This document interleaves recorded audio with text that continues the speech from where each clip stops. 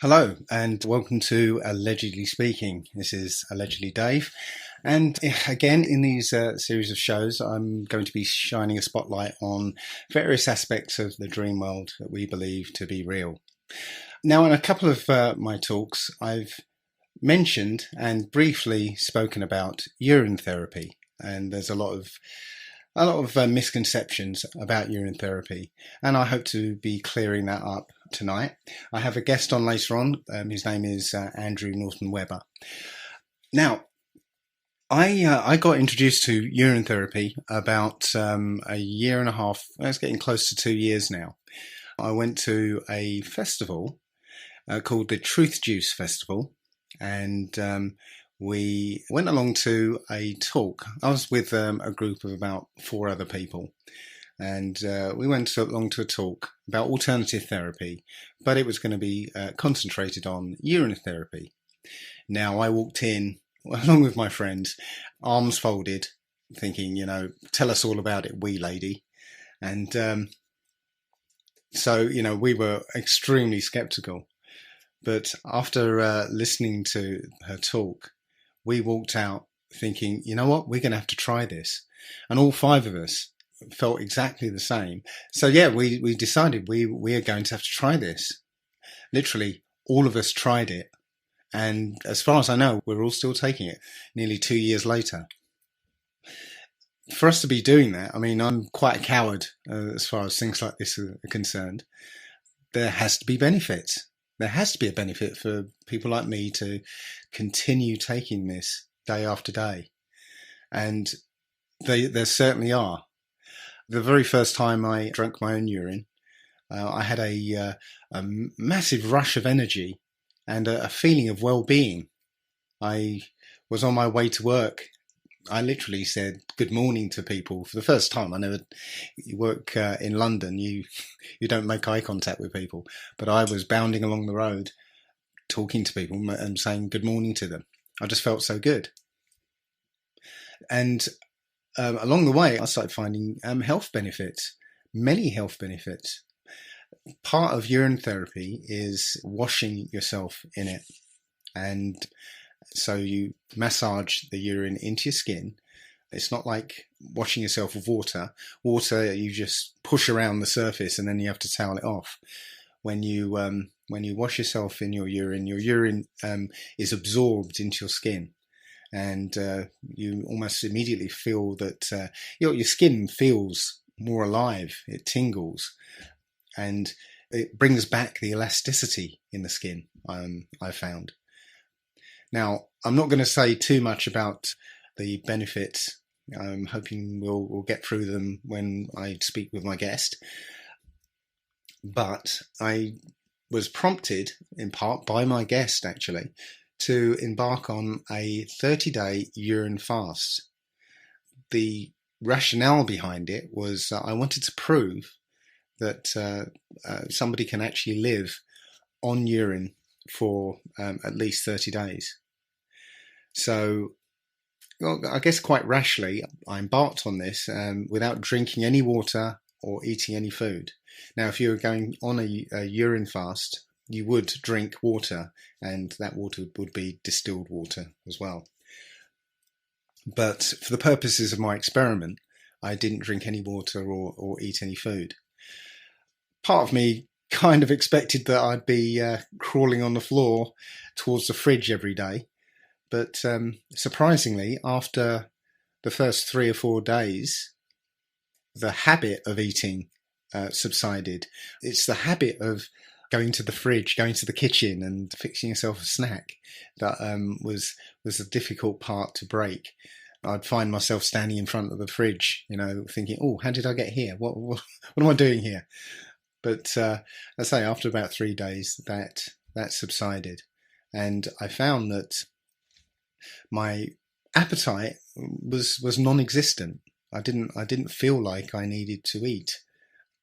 Again, hopefully we're going to go into why that is later on. But the point is, after 30 days, not only did I survive, I'm still here. Not only did I survive, but I actually ended up curing things that I'd even forgotten about.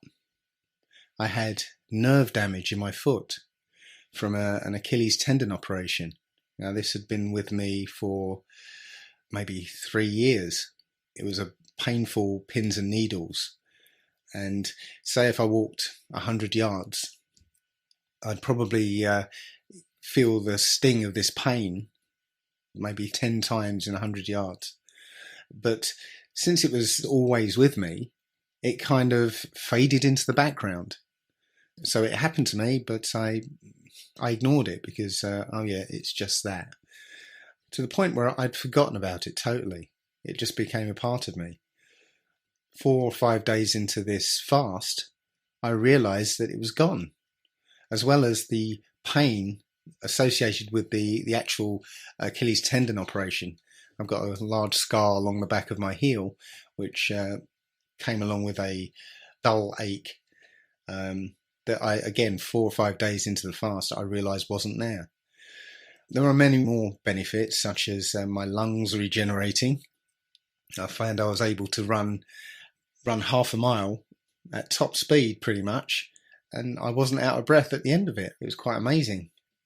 I found that the lines on my face had smoothed over, and my hair had started to grow back. The colour of my hair, I had sort of grey patches in my beard, and they pretty much turned into a kind of salt and peppery aspect now. So the colour's coming back. Some very amazing things happened, and again, we'll go into that later on. It's a very let's put it this way. Many people will feel that the idea of urine therapy is abhorrent. In fact, just before I went on, I was on Facebook, and somebody called Chris basically asked if I was mad, and he thinks that urine therapy is aesthetically unappealing. Now, that's an interesting point of view. I drank my own urine for 30 days and I came out of it fitter than I was before I started. Now, I don't know if anybody's ever seen a film called Super Size Me, where a chap, I think his name is Morgan Spurlock, he was fit and well before he started his experiment, and that experiment was to only eat McDonald's food for 30 days. So he started off in the best shape of his life, and he only ate McDonald's for 30 days. Now, McDonald's is, some might disagree, but McDonald's is aesthetically pleasing. It's nicely packaged. It's very tasty. But after the 30 days, he found he was in trouble medically. He had liver damage. I can't remember the whole raft of things that was wrong with him, but he was consuming something that was, classically, or as far as this construct that we live in, he was having something that was aesthetically pleasing and appealing, and it was making him sick. And yet I had something for 30 days that isn't so aesthetically pleasing as far as this society is concerned, and yet it cured me, it healed me. So you can keep your aesthetics, your skewed sense of aesthetics. Now, I'm not going to carry on talking for too much longer, so I'd like to bring in my guest. My guest is Andrew Norton Webber. He's an independent researcher and lecturer. So, Andrew. Hey. Hi there. You okay? Hey, buddy. Yes, sir. Great. So, could you tell us a little bit about yourself? Sure. I'm 42 years old. I live in South Carolina in the United States, and started a journey about 10 years back into health. And I was moved from being a carnivore to trying to be a vegetarian because my stepdaughter demanded it. And so we moved to stir fries and rice, and I heard about raw foods and learned about fluoride, and we cut the city water off and dug a well, and I had a yogi over to my house and asked him for 2 hours to educate me about raw foods and herbs and crystals and all kinds of things. And I was all out of questions. And he just kind of finally, out of the blue, goes, you know, if you drink your own urine, you can cure just about anything. And I said, what? And he goes, yeah, look up urine therapy. And that was the first time in my life I'd ever heard that term. And that is what started what has led to where we are right now in this moment. And I went on a journey of 5 years of study, 20 urine books from around the world. I read over 1,000 case studies.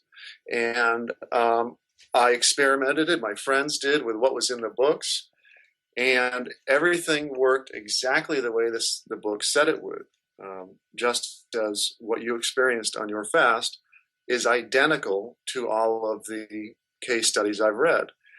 And so I knew it was true, but I couldn't figure out how it was true. The books didn't really give the scientific how. And I guess being a Western raised person, I was curious. The books would say, it's a gift from God, or it induces a healing reaction, which are both true. Yeah, but I couldn't quite. Most I could figure out on my own. I said maybe it's the ammonia that's melting arthritis and dissolving cataracts and taking a hand that's frozen up with arthritis and allowing it to move young again and free again. How that if somebody had a splinter, you could just put a urine-soaked bandage on it, and the next day you would find the splinter in the bandage. And how it would whiten teeth. And I haven't used toothpaste for 2 years now, and my teeth are whiter than they've ever been. They'd gotten pretty yellow from the fluoridation. So, what could I ask? What sort of benefits did you personally see? Whiter teeth. I've had severe, that nasty toenail fungus that they try to prescribe Lamisil for. And that has started. I have pink nail growth now, where for 20 years I've had pure, horrifying, brownish yellow, crumbling toenails that made me embarrassed to go. I could not go into public with sandals on because nobody would want to sit next to such monstrous toes at a cafe. So I always wore shoes, and I still do because it's still pushing out. But for 20 years, the yellow-brown stuff had been right up against the matrix. But now it's pushed out, maybe roughly halfway out. There's brand new pink nail growth, and I've never taken one single dose of Lamisil. Mm-hmm.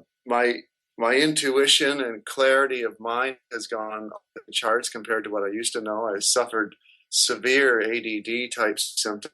Could never study in school. I couldn't handle the horrors of black and white text.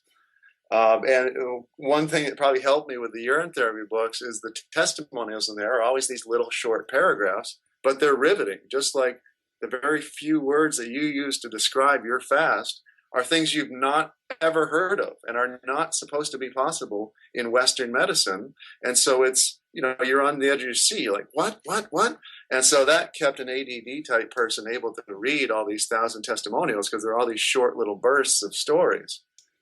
So my clarity of thinking has gone much, much stronger.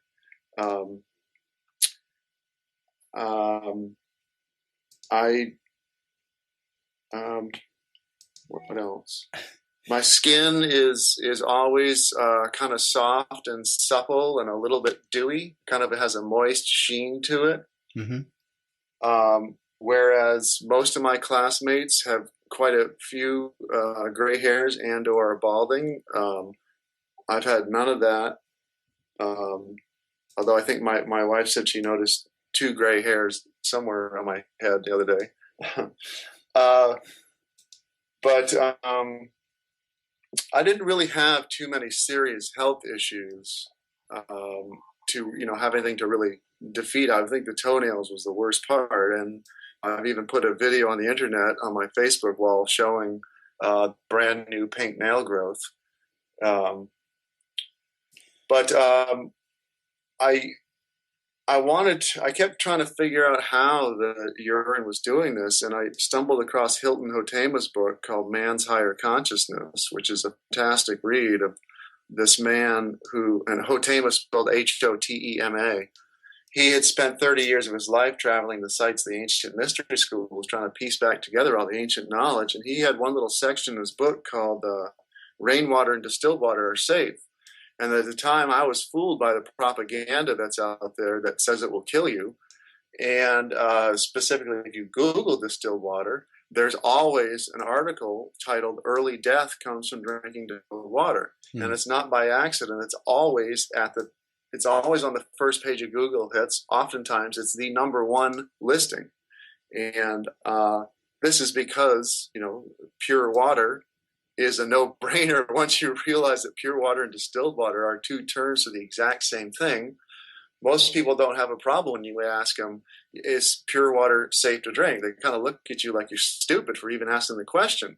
But you get quite the opposite response when you go around just randomly asking people, pretend you know anything about it, and say, is distilled water safe to drink? And the most common response you'll hear is, oh, no, don't drink it. It'll leach minerals from the body. And so I was fooled by that at the time. And even though I was practicing urine therapy, we were living on well water, and I thought we were doing pretty good with that. If I stop you there? Sure. Now, you say that the powers that be or the establishment will say that that distilled water, yes, powers that were, that distilled water is bad for you. Could you explain why it isn't? Why it isn't? Yeah, why it isn't bad for us? Well, when you see the early death article, there's 4 main ruses that they choose to use. And the main one is that it will leach minerals from the body. This is an on-purpose half-truth where they leave out the known fact that there are 2 types of minerals, organic and inorganic, basically living and dead. And they just lead you to assume that they're talking about both, and they don't really even need to do that because most people don't even know that there's a distinction. Most people think when they buy fancy spring water that says it proudly lists like Perrier or Pellegrino or Poland spring water, it lists on the side all these calcium, magnesium, potassium, and Pellegrino is at 900 parts per million by their own label, and they're proud about it, but they purposely don't list the full chemical title of those minerals because they would have to list them as inorganic calcium, inorganic potassium, and so on. And the vast importance of that is that the body cannot assimilate inorganic minerals. The body can only use living organic minerals, which are found in live fruits and vegetables, and so they just they lead people to believe, for instance, that it might leach the calcium out of your bones and you'll literally crumple to the floor. It'll leach all the potassium out of your blood system and you'll have a heart attack. And this is just sheer bull because water, because of the one simple rule in electricity that we all know about, and that common term that opposites attract.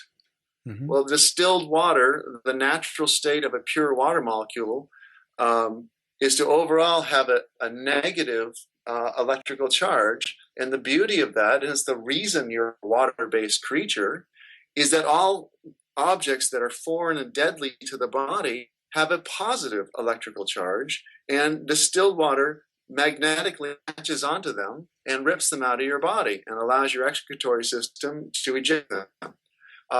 Everything that's living and supposed to be inside you has a negative electrical charge, and it is physically, scientifically, magnetically impossible for pure water to leach living minerals out of your body.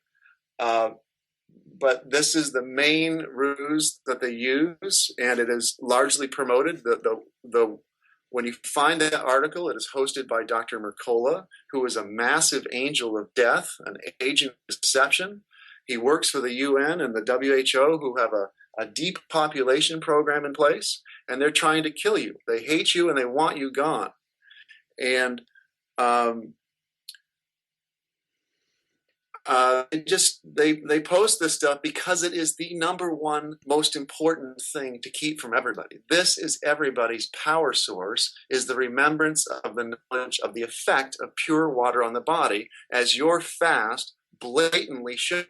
You're not supposed to grow your hair back. You're not supposed to, especially not brand new hair. You're not supposed to get rid of asthma after 40 years of steroid inhalers. Almost everybody who gets on any prescription or medication, they're on it for life. And now you've tossed your steroid inhalers.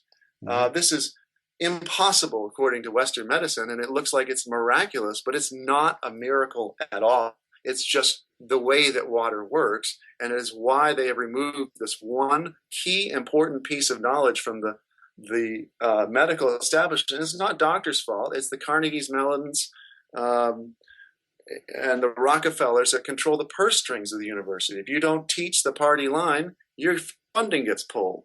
Right. And what we've learned, what I finally figured out, was that it was the distilled water aspect of urine that was finally responsible. That's what was magnetically drawing the garbage out of the teeth and turning them white. That's what was magnetically drawing the splinter out of the wound. That's what was magnetically ripping out all the pieces of arthritis and magnetically ripping out all the plaque in people's veins. So that all that is the inorganic minerals. Yes. All things that are dead, dull, and not shiny and deadly to the human body. That's what water rips out. And it almost seems magical because it's just almost a black and white line. Whatever is good for you, pure water does not touch, and whatever is harmful to you, pure water says, get out. But what you're looking at in society is basically machines that have never had the lubricant changed. You know, if you bought a new car and were to drive it off the lot and never change the oil, you know, you're supposed to change it every 3,000 miles. And you could, you know, I think it'd be fair to say you could probably go 20,000 miles at best before the engine completely melted down and seized up, right? But anyone that follows the original cleaning and maintenance instructions for the car knows it can easily last 200,000 miles. Any car can do that if you treat it right. And so that's a life, that's a 10% of the actual life. If it dies at 20,000 because you don't change the lubricant in it, it lives only 1/10 of its life. And this is what we're seeing in people that are dying at 60 to 70 years old now. When anybody who believes in the Bible word for word, they have a problem when you get to Moses and Noah living for 600 and 900 years old. Well, let's just take Moses at 600 years old versus today's people that live to 60. That right there is the exact same correlation. That is 10% of the actual lifespan, and it's because the machine is being run without ever having the internal fluid cleansed out. That's what all this decrepitude you're witnessing, people with horrifying scabs on their legs and super obese and pale, scaly, flaking skin and dying and death and amnesia and Alzheimer's. And I mean, even when I was a kid, people lived to 80 or 90 with their faculties intact. Now 50, 60, and 70, they're losing their minds. And it's just from sheer toxic overload. I was just about to say that. It's not just the not changing the oil. It's the fact that we're poisoning ourselves with all this stuff. And now we've got somebody in the chat box basically says, so it's not the pee, it's the water. Now, I'll just chirp in there and say that the water is one factor. The pee is has other things in it that are beneficial to you. And again, I guess we'll cover that. Jim, well, let's cover that right now. Okay, go ahead. It is truly the water, because anybody that goes on these fasts, I'd be interested to see what you experience.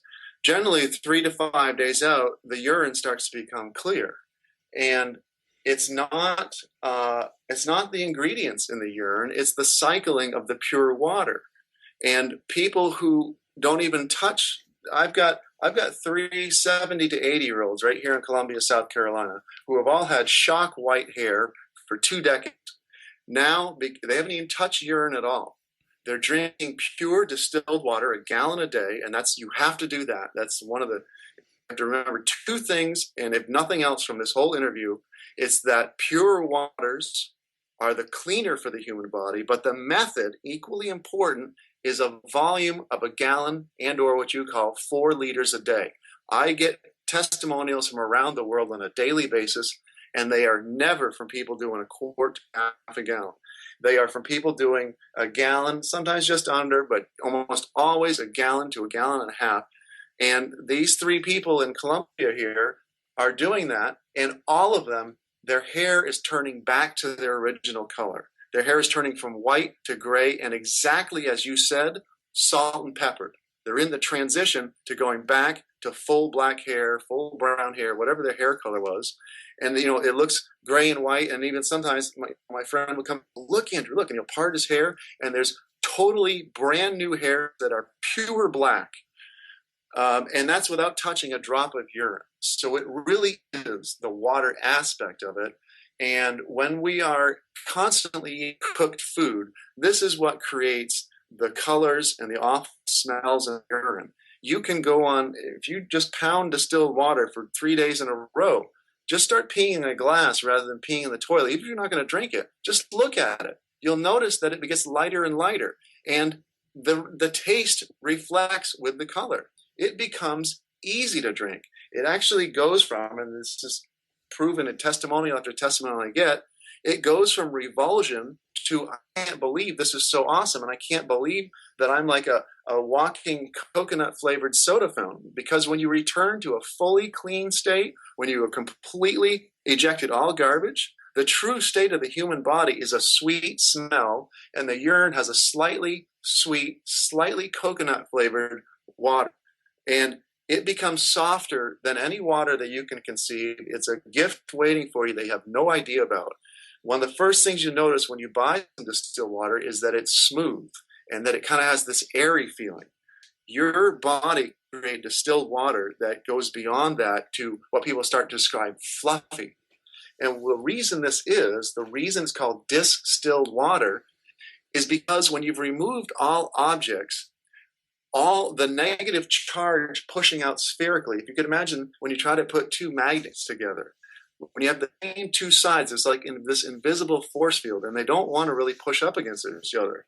Well, now you've got all these spherical shaped magnets called the water molecule, and they're all radiating in all directions the same electrical charge. And so they're all pushing away from each other. So it makes this kind of expanded water, and that's what creates this fluffy airiness to it. And the more and more distilled it gets incredibly softer and softer. You just can't believe it. And so the distilled, it's in the meaning of the name. Distilled means the more objects that water has in it besides hydrogen and oxygen, the slower, the stiller it becomes. When you remove those objects, they're like slippery molecules that are free to move about the cabin, and they just rock and roll and slide through your body. They slide right down your throat. Sometimes if you're thirsty and you want to drink a lot of water, it just doesn't seem to go down. Well, it's because there's invisible rocks and sand in it. Those 900 to 500, 100 parts per million is pure garbage. The only thing that sticks to water is garbage, things that are death to the human body. And so whenever you hear people say, yeah, but I like the taste of my spring water, that alone should be a clue that there's something wrong, because water's not supposed to have a taste. The taste is coming from the garbage that's in it, unless you're talking about fruit juices or vegetable juices. Those are also one of the distilled waters. And of course, that is still a distilled water because they all have a negative charge. That's what creates the distilled quality about it, that it's not still, that it's free flowing and free moving. And when you drink it, it just goes on a seek and destroy mission throughout your body, looking for things of the opposite charge to stick to. They want to get away from each other. That's what's creating the fluffy airiness in the water. Right. I'm going to answer a couple of questions I've got in chat box. Poundland asks, why does urine smell? Well, the truth is, fresh urine doesn't actually smell. The smell that you associate with it is where the urine has been exposed to the air for a while, and it creates a I think it's ammonia. Actually, it's that smells permeate within the body. The body is loaded with toxic garbage. Mhm. The smells permeate, and babies smell sweet. It's because they have no toxic load in them. Urine is stinky when you have got decades worth of ancient food in you, which is people have food in them that they ate when they're 7 years old. They're still carrying around parts of it. Mm. And once you clean, the first thing, and this is a nice reward about this, is that the very first thing the body cleans out when you start drinking pure waters or your urine, same thing, is the blood highway system, because you can't move garbage out of the lands if it's full of potholes and boulders. So the first thing that gets clean is that highway, and it immediately, even if you still got a toxic load in you, the urine starts to become cleaner and clearer, and it becomes easier to drink very quickly. So this is a nice little gift to help you stay on and keep rolling with it. Right. That actually answers Poundland's other question, which is overtly smelling urine symptomatic of illness? So. Yes, it is as well, and it's also, from eating cooked food. I dare you, challenge you to find one single animal anywhere in nature that cooks their food. This is toxic, and this is cooking food before you eat it is identical to lighting gasoline on fire before you put it in the gas tank. You are burning the energy out of it. When food is living, it has energy and prana mana chi to give you. It has Wilhelm Reich's orgone energy, it has Tesla's radiant energy. When you see Kirlian photographs of food, Kirlian spelled Kirlian, you can see the purple, blue, white, snapping, lightning glow around living foods. And if you Google Kirlian foods cabbage, you'll see in an image, you'll see a piece of cabbage before it's been cooked with this beautiful aura around it, the electromagnetic glow. That's how those cameras work. They photograph the electromagnetic field, and they take that same piece of cabbage and they cook it, and they photograph it afterwards. And it looks like a black and white photo, but it's not. It's because there's no electromagnetic field there anymore, no more prana mana chi, light force. You vaporized it by cooking it. That was the energy that you actually wanted. That's what you're actually living on. You're actually living on prana coming down through your prana tube. Right. So when you burn it, it's also akin to burning wood before you put it on the fire. Mm-hmm. Hang on, let me burn it now I'm going to shovel some ashes on the fire. Well, it puts the fire out. And that's what's happening to humans. They're dying at 60 and 70 because they keep shoving ash on their throats. Mm. Wow. There's something else to do with the smell or taste of urine that you might not be aware of. A friend of mine, Miranda, has been drinking her own urine for about 9 months, and she's got used to the taste of her urine. And one morning, just before she was going to collect it, she was on the phone to somebody, and they had a massive argument. And it got very heated, and the phone was slammed down. She collected her urine and found it tasted disgusting. Yes, as the wonderful medium Magenta Pixie wonderfully stated, that pure water is like a blank CD, and so it got that impression. Yeah. She actually wonders if the phrase "pissed off" comes from that effect.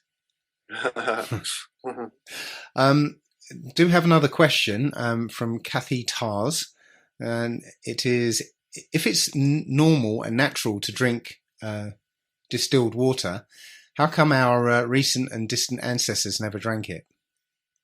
They did. That's what rainwater is. That's why people used to have cisterns. All living fruit juices are that. All precipitation, rain, mist, snow, dew, and fog.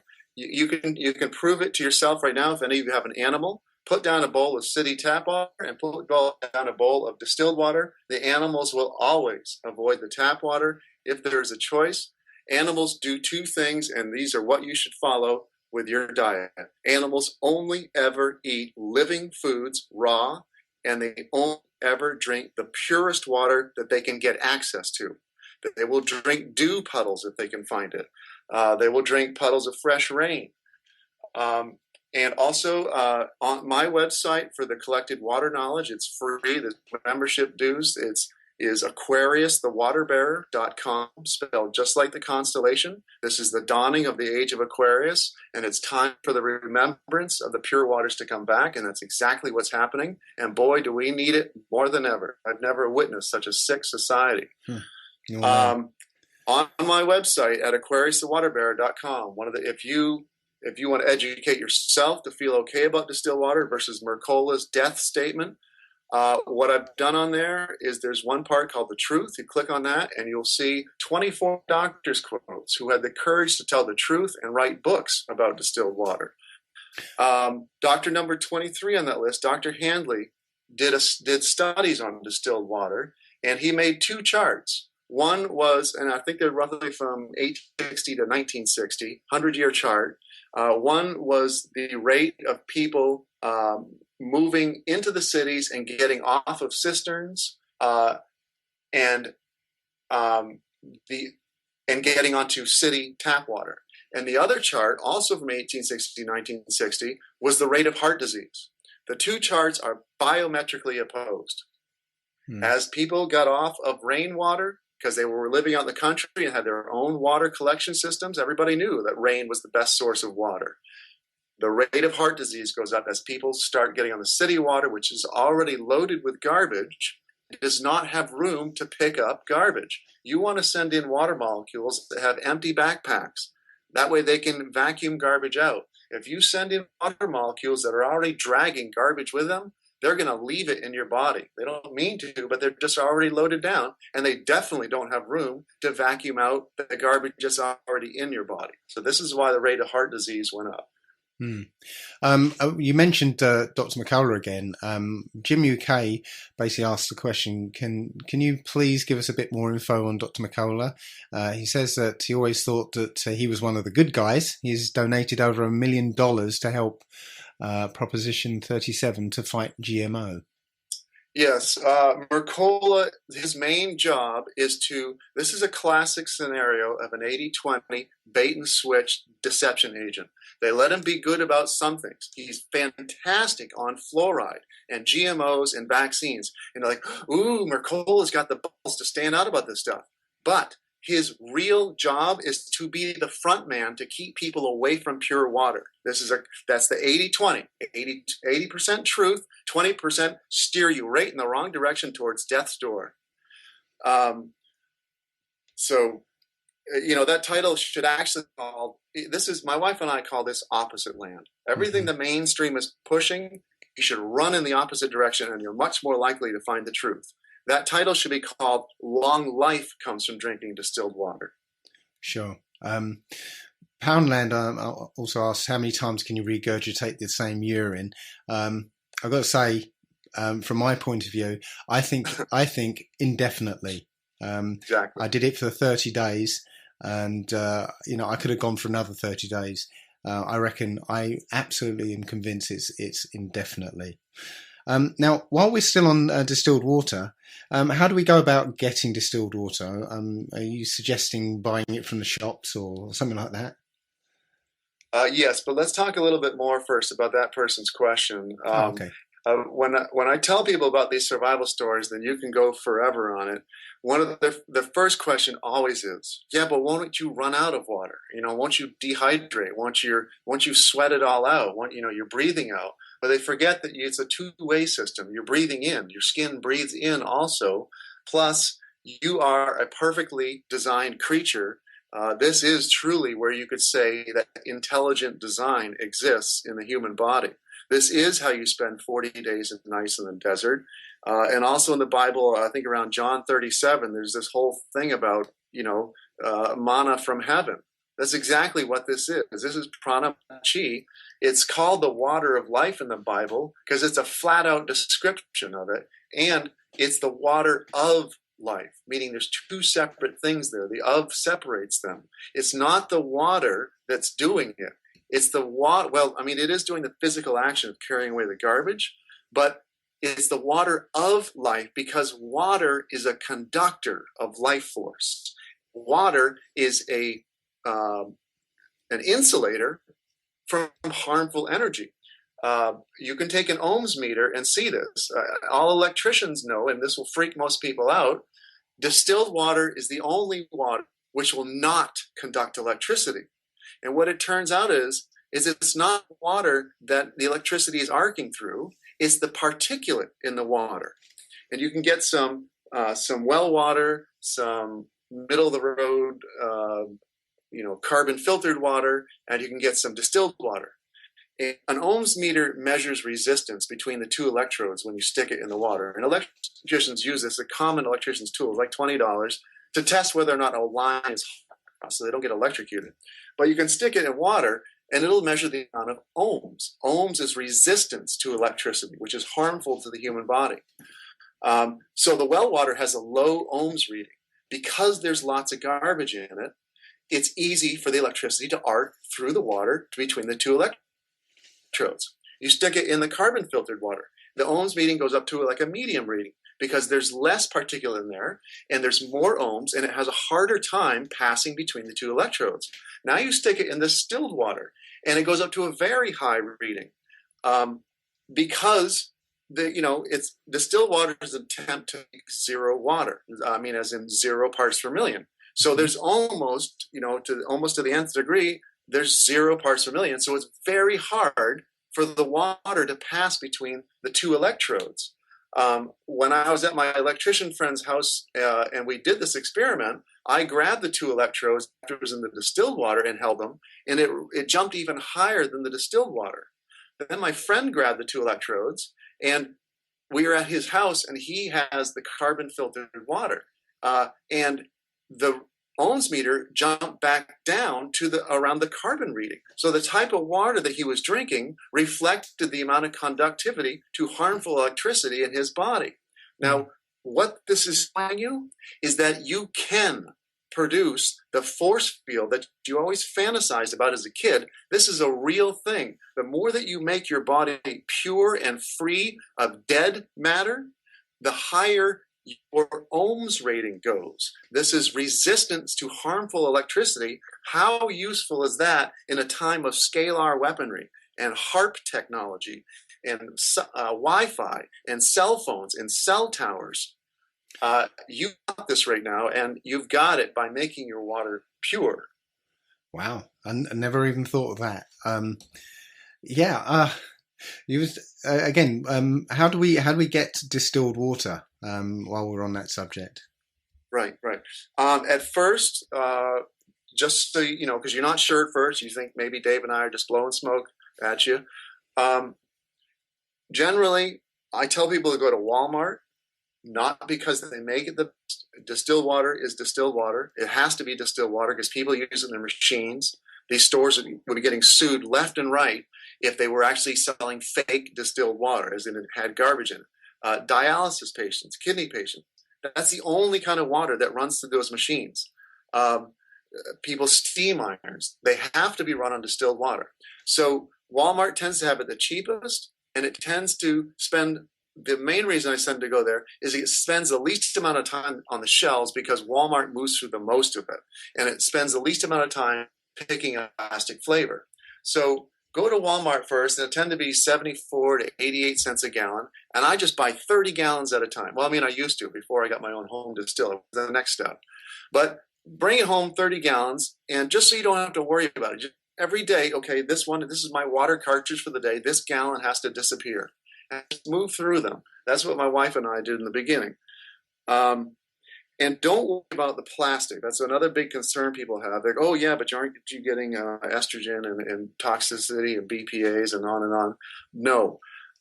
Yes, it is an inorganic container that water is sitting in. And yes, that is the type of stuff that it destroys and takes apart piece by piece. But just like any plastic or petroleum or dead particles that the water finds inside your body, it's going to magnetically latch onto them and will not let go until they are ejected out of your body. So yes, you might, a lot of it's good and you won't even really taste a plastic flavor. But if you do, Don't worry about it. That whatever plastic that water has picked up is magnetically locked to its water molecules, and it will not stay in you. It will run out of you. And especially when you create the river flowing through you, the gallon a day, all just like all the other garbage is going to pile out of your body. I know you also lost a lot of weight, so that's also just flat out physical evidence of sheer physical matter being trucked out of your body. That's how distilled water works, and you don't have to worry about the plastic.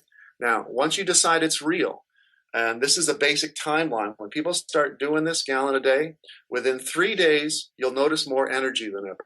And this is just constantly repeated to me in testimonials that I get. Within 3 days, you notice more energy than ever. Within 30 days, you'll know this information is right because the energy levels will have stayed the same. You'll be feeling better than ever. Your skin will be moist and have the nice dewy sheen to it. And so you'll keep doing it. And at 90 days out is when over and over and over again, the things of a quote unquote miraculous nature start to happen, like glasses being thrown away, hair starting to return back to original color, like you said, wrinkles popping out. And then, you won't ever fantasize. But at 90 days out, you won't ever fantasize that it's not real. At 90 days out, things of an undeniable nature happen. And then you can start, other people are going to start demanding to know what you've been doing. And which is much easier than what I went through. I was trying to tell people about it first when I didn't really have much evidence to show them besides the books. People look at you like you're crazy and an idiot, and no, that's not possible. They wouldn't possibly suppress the cure for cancer, on and on and on.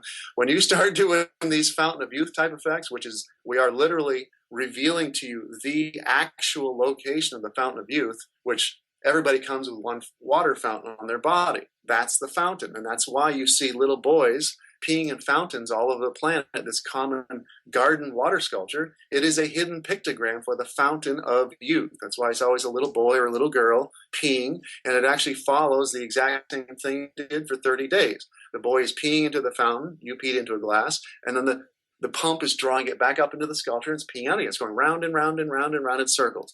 And that's what you did for 30 days. And for anybody interested in firing up your Merkaba, Magenta Pixie has a fantastic little 5-minute video called Urine Therapy and Ascension.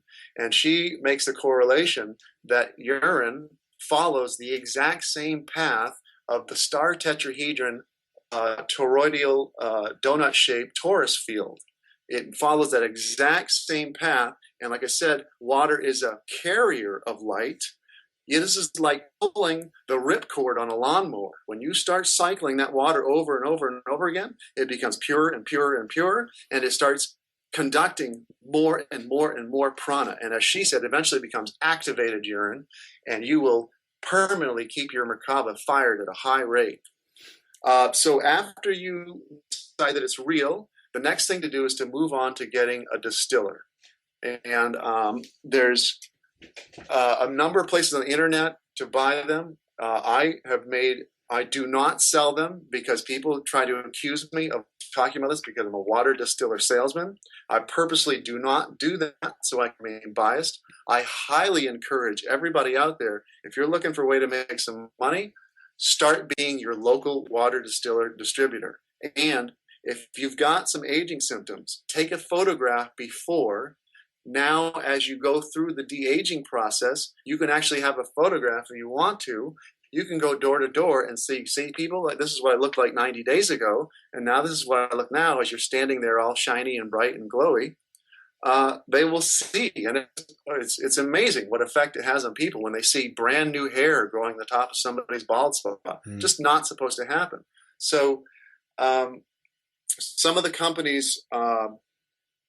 there's a bunch of them. I've called quite a few of them and gotten them to offer people discounts if they mention my name or if they give an Andrew Norton quote. And I want to emphasize I have zero endorsement deals with these companies. I no kickback. I'm doing it sheerly because I want my friggin' planet back from these paths.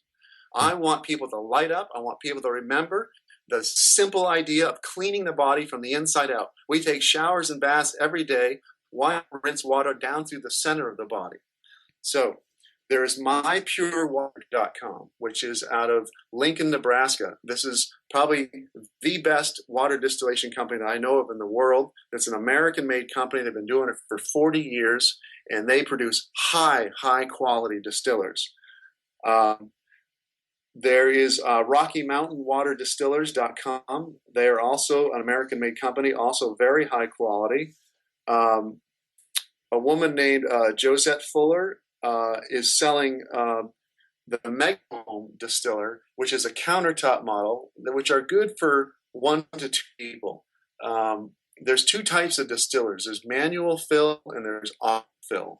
And we at first bought a manual fill, which is, it looks like an overgrown blender, and you got to take the top off, you pour in a gallon, put the top back on, and 3.5 hours later, drip by drip, you get a brand new gallon of fresh water.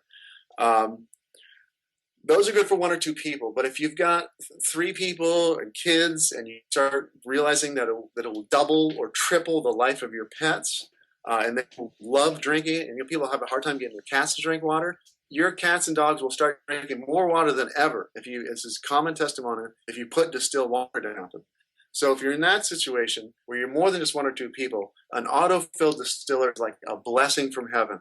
It's got a simple water line attached to it, like it runs to a refrigerator that's got a water and ice dispenser on it. It's just a little tiny plastic line.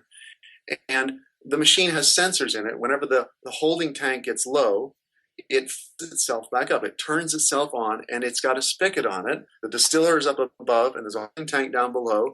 And you can just constantly walk up to it and dispense pure water. None of this daily, 2 or 3 times a day, having to make your own water. It just does it for you. So Josette Fuller and I'll give you her website. She is selling them out of England. There's a lot of cheap ones on the market, a lot of cheap Chinese ones, these ones that look like an overgrown blender, these countertop models. It seems to be a very common testimonial that the Mega Home Distiller is a very good quality, and it may be cheap made, I'm not sure, but it just, whatever, who's making it is making it well. It's got good wiring in it, well built, and they work really well. Josette Fuller's website is mama-penguin.co.uk, dash or hyphen, whatever you call it. So it's mama-penguin.co.uk. If you give her an Andrew Norton Weber quote, she'll give you next day air shipping, a discount, and a free TDS meter, total dissolved solids meter, which measures parts per million. Distilled water should come out at a 0, and that's a really great thing that she's doing, because you can test whether or not your water's working good. And it's a really fun thing to have on these things. It's about the size of a pen, and you can take it to different places. You can take it to your friend's house. If you go door to door trying to sell distillers, you go, let me show you your water. And you'll find tap water anywhere from 60 to 100 to 300 parts per million.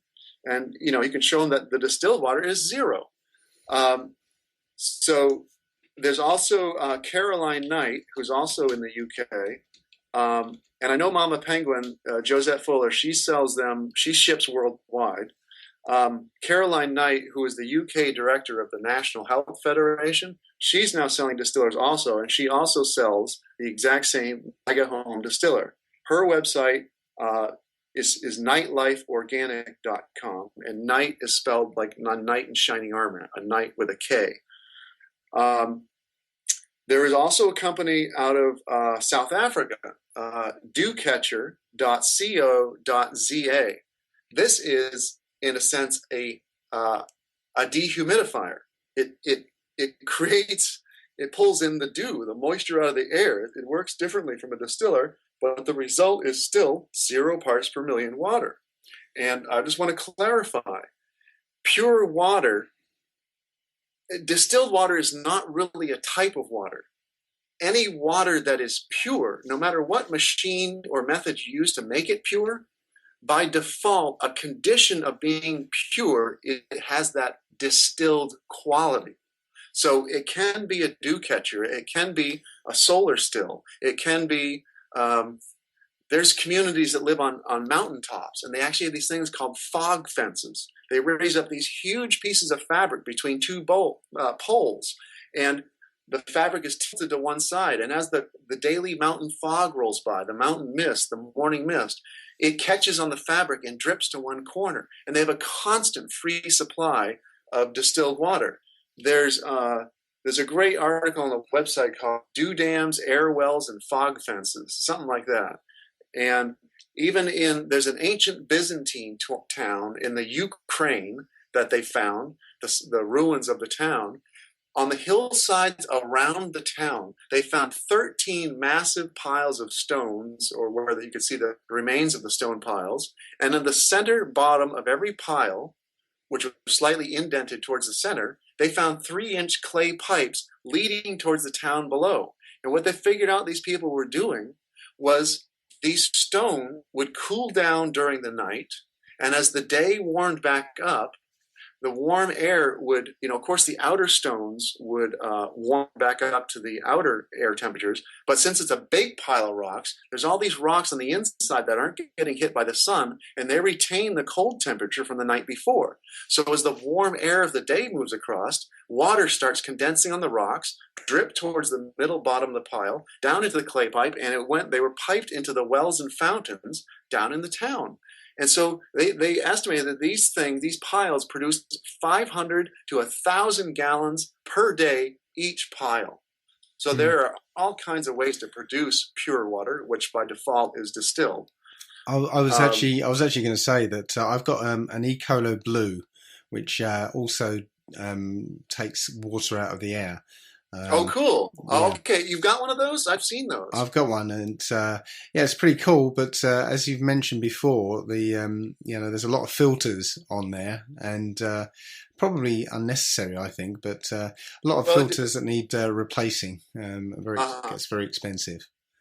I'm guessing it's basically the filters are of a reverse osmosis type. A reverse osmosis, there's a carbon one, and also there's an ultraviolet light as well. And have you ever put a total dissolved solids meter to see what kind of parts per million reading you're getting? I actually haven't. That's something I'm going to have a look at. Okay, well, you can go on Amazon.com, and for $15 you can order one of these things. It's such a fabulous tool. You'll start testing everything. I'll probably put just a multimeter on it, just as you say, with the and test resistance. Yep. So I was going to say also that for anybody who's thinking about getting a distiller, I mean, the thing that you'll notice the first time you actually run a batch through is the gunk, the brown, disgusting gunk that's left after you've distilled off all the actual water. This is what's in your seemingly clear water. You only put a gallon or so into this tabletop distiller, but in that gallon of what looks like pure clean water is this thick gunk, and you're taking that in. So I'll just throw that in there. Yeah, and that allows you to see that thick gunk is literally the stuff that becomes plaque in your veins. It becomes what forms cataracts. Eyes are just very sensitive, like cameras. They have lenses. They're really delicate lenses that open and close to focus at different distances. You're not supposed to get dirt and dust in your camera. If you do, the lens doesn't move as well. And that is exactly what's happening with people's eyes. It's just that there's little rocks and sand in between the lenses. And that's what that gunk is in the bottom of the distiller. That's what's in between people's bones causing arthritis. I also want to say on machines that reverse osmosis is the next closest thing.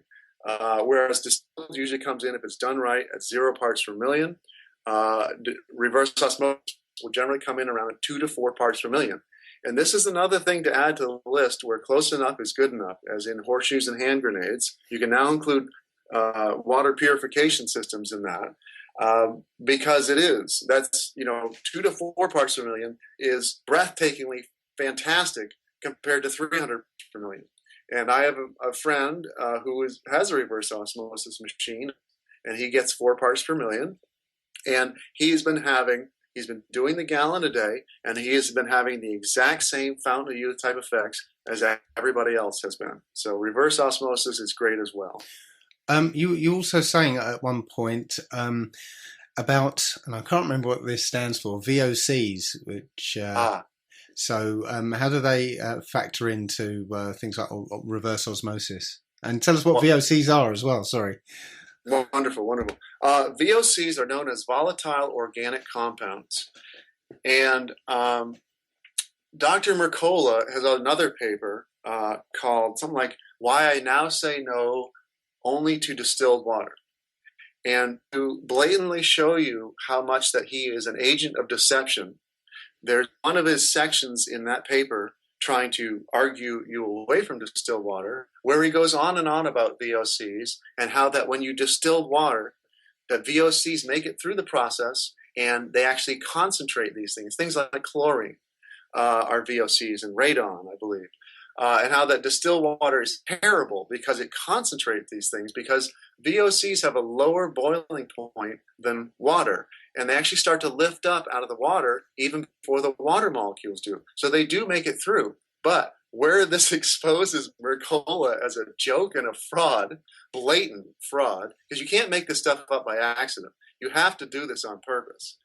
Okay, it is VOCs are so well known in the distillation world that every distiller comes with a carbon filtration because carbon catches VOC.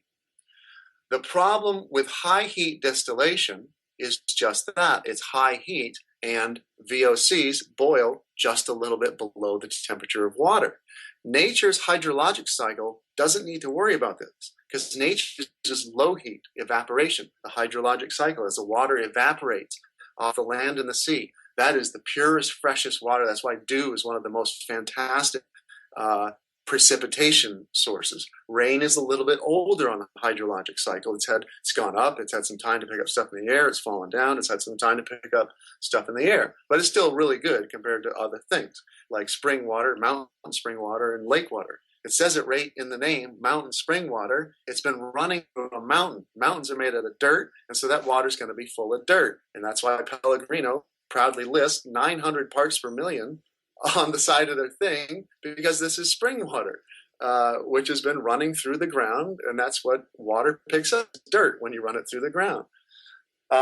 So it is a known fact in the distiller world, a known fact, that the problem with VOCs and high heat distillation, so much so that I challenge people right now, I challenge you to find a distiller anywhere on the market that does not have carbon filtration as part of the system. Even these little $160 to $200 countertop models, they have a little changeable carbon filter spout on the tip, where I told you the water drips out over a period of 3.5 hours. Mm-hmm. It first drips through this little 1 inch by 2 inch carbon filtration packet to catch the VOCs. And even the bigger autofill units have double carbon filtration. On the water line leading to it, there's a big 10-inch carbon filter. And then as it drips from the distiller to the holding tank below, it again drips through a package of carbon.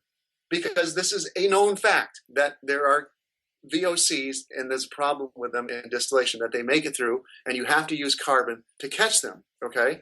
So Mercola is writing this paper pretending that he's an incredible expert on waters, and in particular on distilled waters.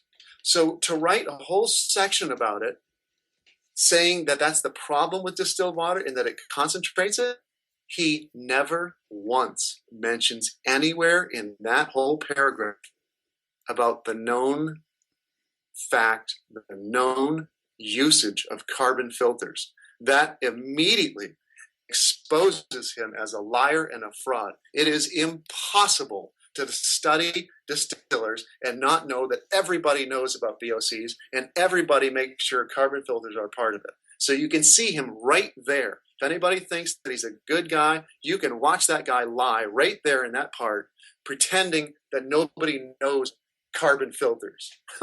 Wow. Yeah. Is there anything else? Any other sort of benefits of distilled water? Because I would like to get back onto urinotherapy at some point. But yeah, any other benefits of distilled water there? Well, we can talk about urine therapy because they're one and the same. I want people to know that on my website, if they read any urine therapy book and they just feel that urine, they deal with it for them. When you read the urine therapy testimonials, you can replace distilled water with the term urine in there for the most part. There's certain little tricks you can do with urine that distilled water doesn't have. Which we should just mention right now because it's so important everybody knows this and gets this stupid fear of snakes and spiders and scorpions out of their minds. Urine, so this will bring us back to urine therapy. It is a total joke that you have to worry about rattlesnakes or black mambas or coral snakes or getting bit by a scorpion or a black widow spider. The second any poison enters the human bloodstream, within moments, 5 seconds, the antidote is in your urine. And all you have to do is pee out into your hand and put just 10 drops under your tongue. One of the most basic things you can do on a daily basis with your urine is of your morning's pee, because it tends to have the most information in it because you've been asleep all night doing repair work. There's a lot of human growth hormone in it. But most importantly, there's antigens in it. Antigens are homeopathic sized dots, infinitesimally small dots of whatever's wrong with you. If you've got the flu, there's little flu antigens in there. When you put them under your tongue, there's 2 lymph nodes under your tongue that are the guys that produce antibodies. When you put drops under there, they get to study the antigen and they go, this is the guy that's bugging us. Now we know how to produce the right antibody. Bam, bam, bam. And they start popping out the correct antibody. This is what vaccines mimic. Say the polio vaccine. They put dead polio cells in the vaccine. They're dead, and so they can't really harm you. But when they inject them in you, the body gets to study them without being infected by them because they're already dead. But they get to study the carcass of it. And that's, in a sense, this is even a better system. It's kind of what the vaccines are mimicking is what the antigens are.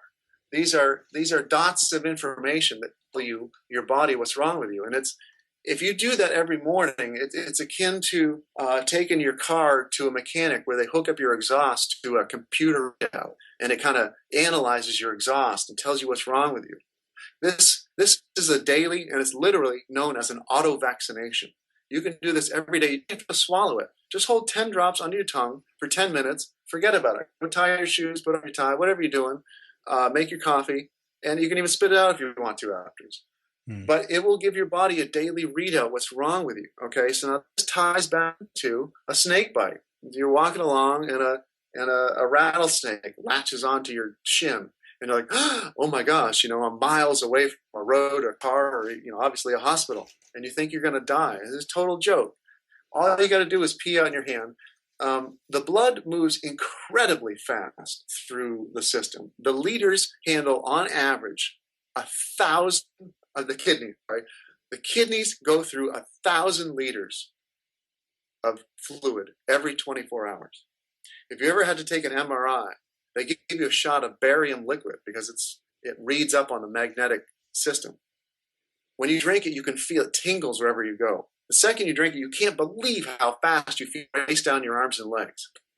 So probably within 3 to 5 seconds, the antidote is in your urine. But, screw it. Wait 15 seconds just to be sure. And then all you can do is pee out in your hand and hold it under your tongue.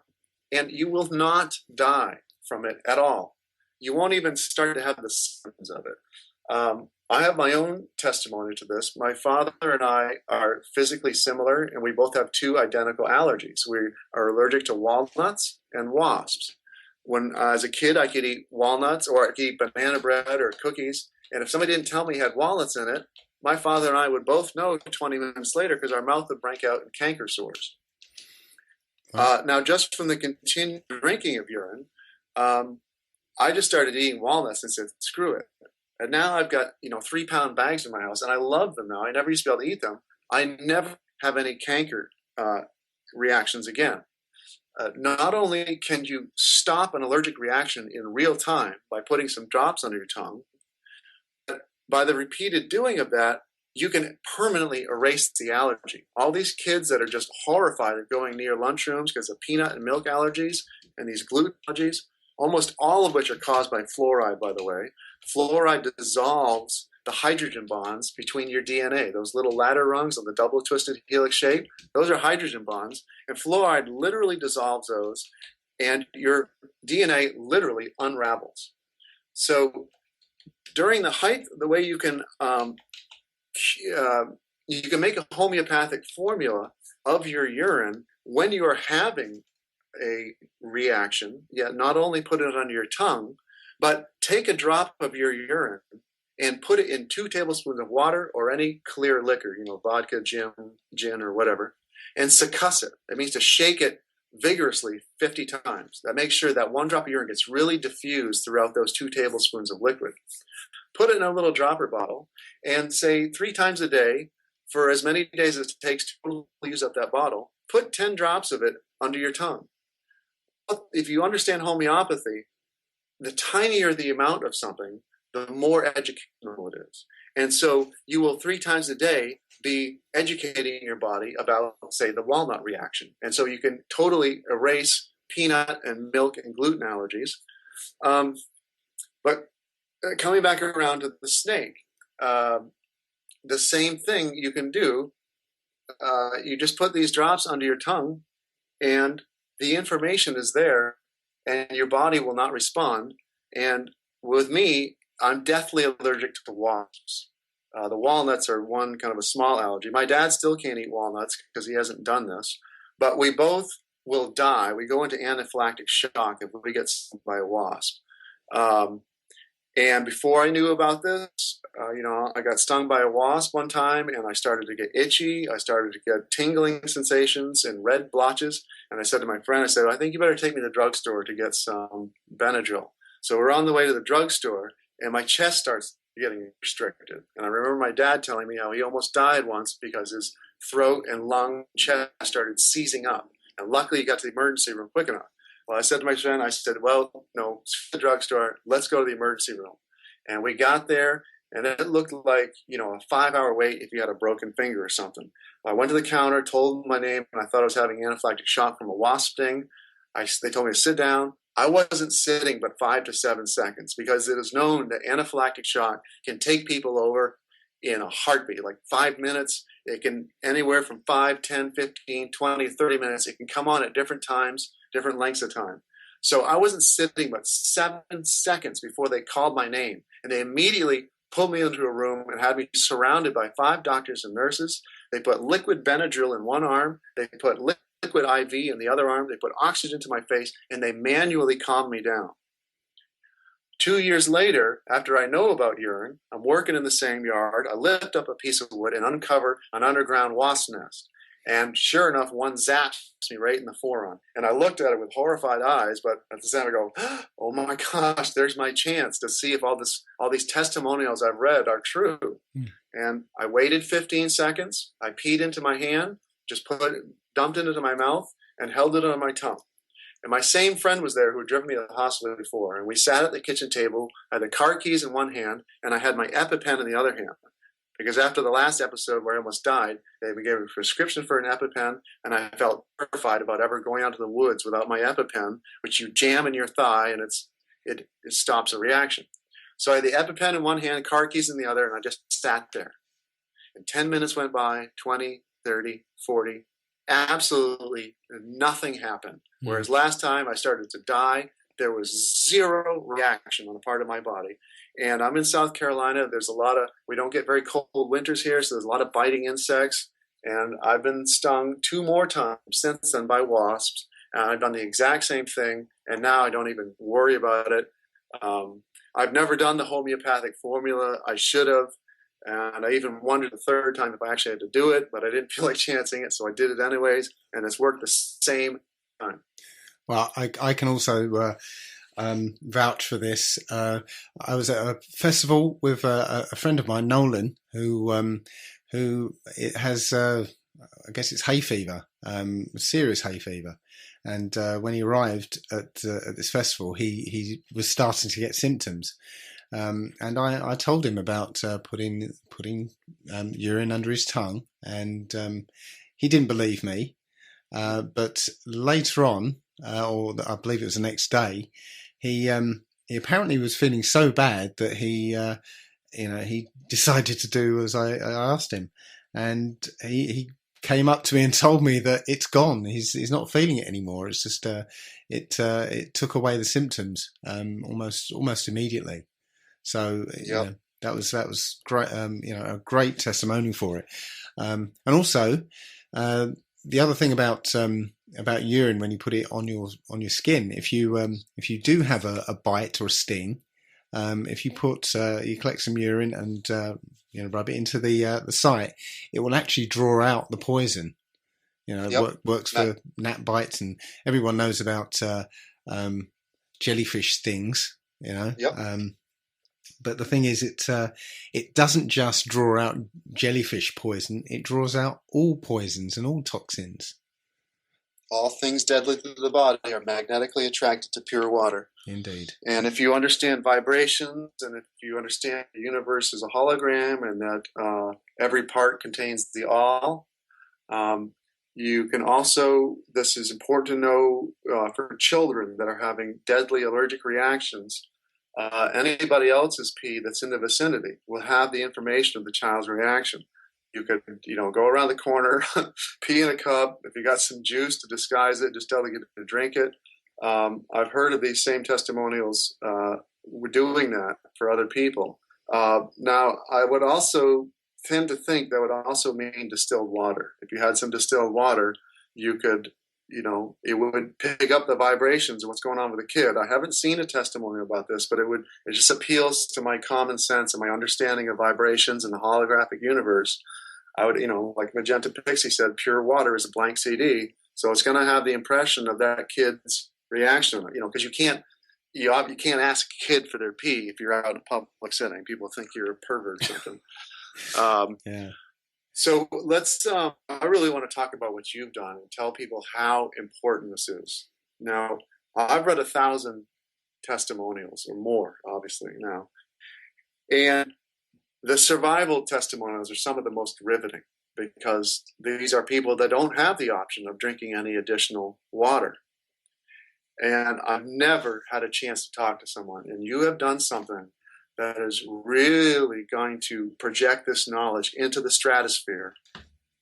By doing that voluntarily, by pretending that you had no food or water, you can't get in touch with any of these people that are in these books. A lot of them are written, 20, 30, 40 years ago, 10 years ago. A lot of times they only have a first name and an age. There's no contact information. So you can't ask people because that common question that people get is, yeah, but won't you run out of water over time? And you, by doing this, this is going to blow so many people's mind. I already knew this was true because I've read testimonies of people being stranded on islands for 4 months at a time, and all they had was their own water. And over again, the common theme in these testimonials is they vanquished all diseases, all health issues they had before they got shipwrecked are totally vanished. And when they are finally discovered, they aren't crawling on their hands and knees on their last gasping breath. They're in the best health of their life. They don't need glasses anymore. All their wrinkles are gone. Their gray hair is turned totally back to pure blonde or whatever color it was. And now you've gone and done it. And you're right here and now. You are right here in 2012. You had a number of health issues. They all got their butts kicked. And this is just going to be so amazing for you to be able to testify this. And we're hoping to organize a talk at the Brick House in London coming up in late November. And we're really hoping that we can have you there to give your testimony publicly as well. I mean, you're doing it right now as well, too. Mm-hmm. But you, from talking to you, I learned that you purposefully also tried to quell this concern about quote unquote running out of water. I asked you, did your levels run low during the 30 days? And you said no, they absolutely didn't. They stayed constant. And you even spent a day doing fake physical labor, meaning you did some stuff you didn't have to do. You carried stuff across this yard, built a structure, took it back down, and carried it back across the yard, just so you would, do a lot of physical exertion to try to make yourself, run out of water. And as you testified, you not only didn't run out of water, but you actually hardly broke a sweat at all, and you had lots of energy doing it. This really, really is a beautiful gift to the awakening of humanity now, to know that when they say that you can spend 40 days and 40 nights in the desert, this is what they're talking about. When they say that there's this mythical manna from heaven, the mana is the prana, the chi. It's the life force, the light that is conducted through the pure waters that keeps you alive. And it speaks to the real intelligent design of the human body. And that this system is totally real and totally fail-safe, and it will not leave you high and dry. This is why it's the water of life. It keeps you alive, and it's everybody's right now. Everybody could stop consuming food and water if they wanted to, and just hop on the urine train, and just go forever. Absolutely. You've shown it, and you didn't feel bad towards the 30. You could have kept going.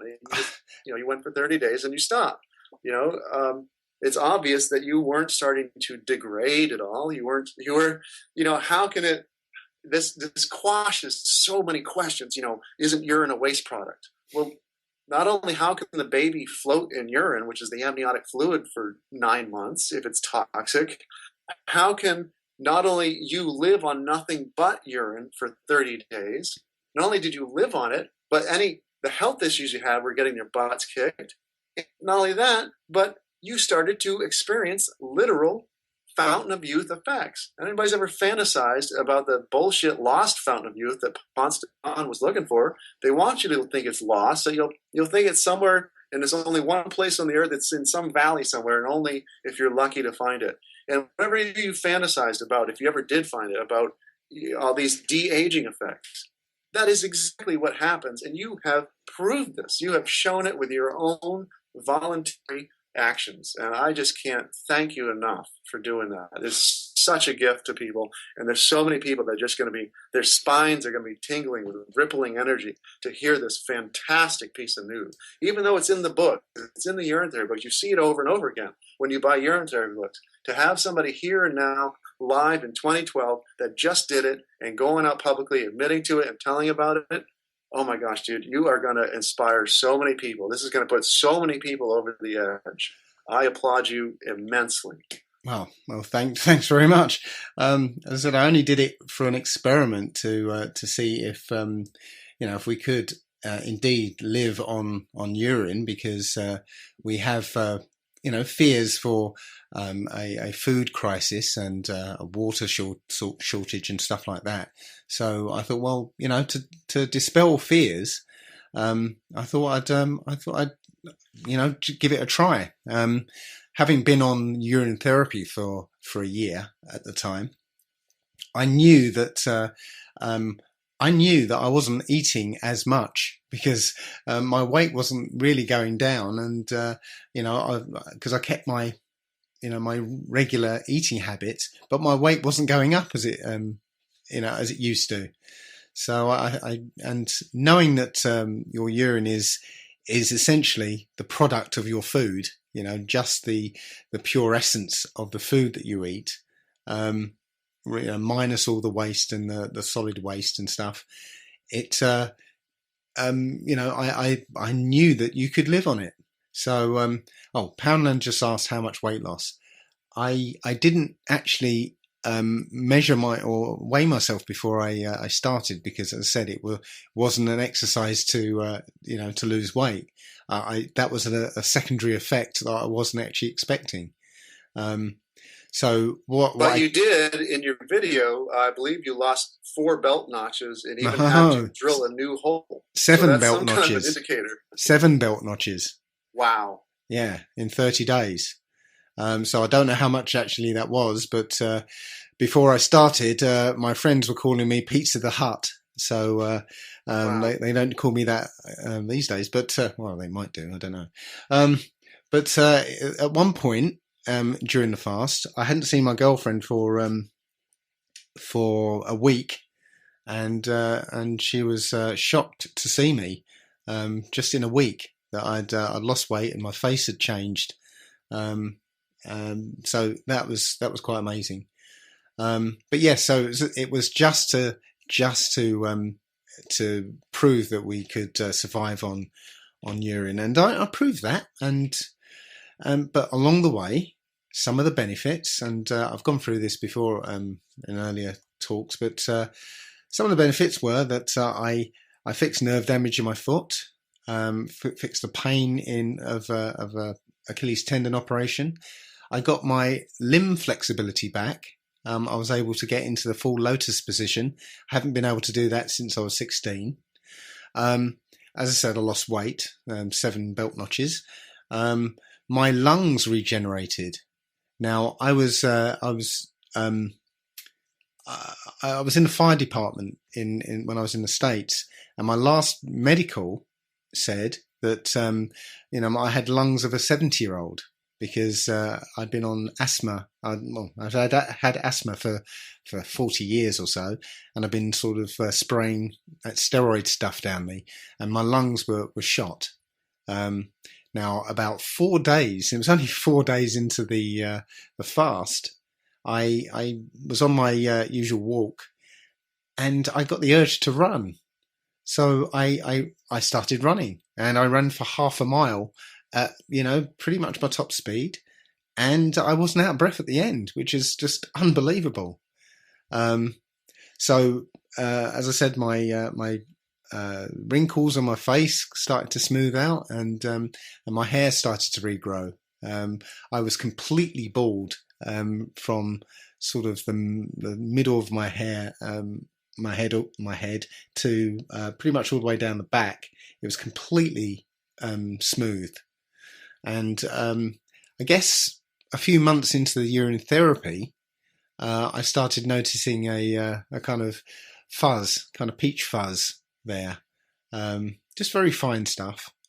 And when I was like halfway through the urine therapy, the urine fast, sorry, it was undeniable. It was like it's still not fully there yet, but I noticed when I used to wash my face in the urine, I would kind of bend my head over, and I was able to see the bald patch in the mirror.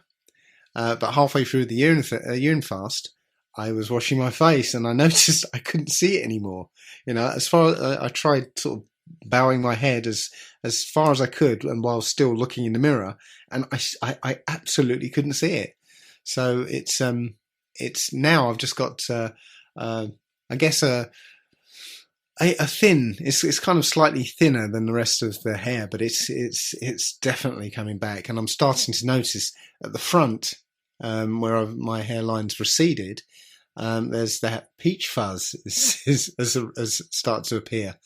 So yeah, it's absolutely amazing. Now, the only thing about the fast was just going back to that point that somebody made about whether you dry up. I didn't dry up. My urine remained steady all the way through. There was a period where the last 6 days of the fast I was unable to collect my urine at all. So I had 3 days without anything. So at the end of the fast, I was very I've got to say not very, but quite dehydrated, just for missing 3 days of it. But you probably need to explain why, so that doesn't throw people off and think that something was. Yes, well, my free man on the land activities meant that I got arrested, and while in incarceration, I had 3 days that I wasn't able to collect any. So 3 days I just couldn't do anything. Why weren't you able to collect it? Well, in a police cell, there was no I had no access to a loo, and I was chaperoned to when I went. So if I collected my urine in there, then I would have probably found myself in a mental hospital. And did you also not have a cup? Didn't have a cup or anything, so it I was. want to I want to point out that that is why there is such a thing, I believe, as the Holy Grail. This is, I believe, that any vessel which you begin dipping into the fountain of youth is your Holy Grail. If you had to run for the woods in a survival situation or whatever, the first thing you need to make this easy to do is a cup, a Holy Grail. It would become very valuable too if you were stranded on an island and all of a sudden a cup washed ashore. Then, because men can they can roll upside down and pee straight into their mouth, but women would definitely have an even harder time doing this. So that it kind of illustrates the point that a grail is a very nice object to have. Or if you're on a desert island, a holy coconut will probably do. Yeah, yes, but some kind of thing to catch it with. Yes. Yeah. So, the idea that you don't lose water in this continual recycling thing is, well, we live in a fractal universe. So the Earth is the next stage up, and the Earth has every drop of water that's ever been on this planet is still here. It's just fantastic point. Recycling. Fantastic. Just recycling all the way through. And this is, and we're just the next level down. So, we can just keep recycling this water through us. So, you don't lose water. It stays constant. Even though I wasn't taking any water in, I was regularly urinating, and it was very, apart from the very first one of the morning, which is always stronger than the others. The rest of them were clear and sparkling, and easy to drink, right? And actually becomes pleasurable, enjoyable to drink. Yes, well, I'm still a coward, so I developed a way of drinking it myself, just by kind of holding my breath while I'm drinking it. But one day, I couldn't. Well, I couldn't. Well, there was some reason why I didn't hold my breath, and I realised actually I didn't need to, because it was, it was kind of just like water with a hint of saline to it, and it didn't smell. It just, and I all this time I'd been holding my breath and drinking it. I didn't have to. So, it was very, very easy. And really, I mean, thing is, it's only your mind that's telling you that it might be disgusting. It's your conditioning over, how many ever years that you've been around, that we've been conditioned to think it's waste and it's horrible. So you prepare yourself in that way that, it's going to be terrible. It's going to be terrible. But it isn't. It really isn't. And there's a point that a friend of mine made that your stomach doesn't have taste buds. Okay. Your stomach only looks at the chemical content of what you're putting down there. So, we're putting things in our mouth that are sweet tasting and, taste delicious and everything. But we know that these things have nasty poisons and synthetic chemicals in there, So yes, it's appealing to our taste buds, but our stomachs and digestive systems are looking at it and thinking, "Oh God, what have I got here?" So we've been seduced by delicious flavors. I don't know if people realise that. I think it was Pepsi that were fined recently because they were caught putting human fetal cells in their drink, because it binds to the taste buds better, so it makes it addictive to you. That's the thing. They're cloaking these poisons so that you accept them easily, but they're still poisons. Coke and Pepsi, for instance, in India they use them as pesticide. It's so this is the I think I've already said this, but in answer to that, but Chris on Facebook, you're quite happy to eat things like McDonald's that will eventually kill you, but you got to get round. Let's put it this way: you got to grow up really, and realize that not everything that's good for you is going to taste wonderful, to start with. So got to grow up. Sorry, carry on. No, let's talk a little bit about alchemy. Urine therapy is alchemy, and alchemy is urine therapy. We're blowing open the secret of where the lost fountain of youth is, and we're gonna blow open the secret of what alchemy is. You don't need to study in a castle tower for decades on end by a candlelight studying ancient manuscripts. When I tell you that it's the water of light, water of life, that water is a conductor of pure life force. Alchemy, whenever you see the AL sound or the AEL or the L sound in words, a lot of times it's a reference to light. And so chemical is the chemistry of light. Alchemy is light chemistry. And when you start cycling your urine over and over again, you start cycling pure light over and over again. Light chemistry, the chemistry of light. And one of the most common ancient alchemist symbols is the Ouroboros, or the Ouroboros, the snake eating its tail. Everybody has been that snake eating its tail in the womb. For the first 3 months, it's mainly your mom's urine. For the remaining 6 months, it's mainly your urine. The fetus starts drinking the water, the amniotic fluid, which is urine, at 5 weeks old and does not stop. It is literally that pure water that becomes the body. Remember, you're made out of 80% water.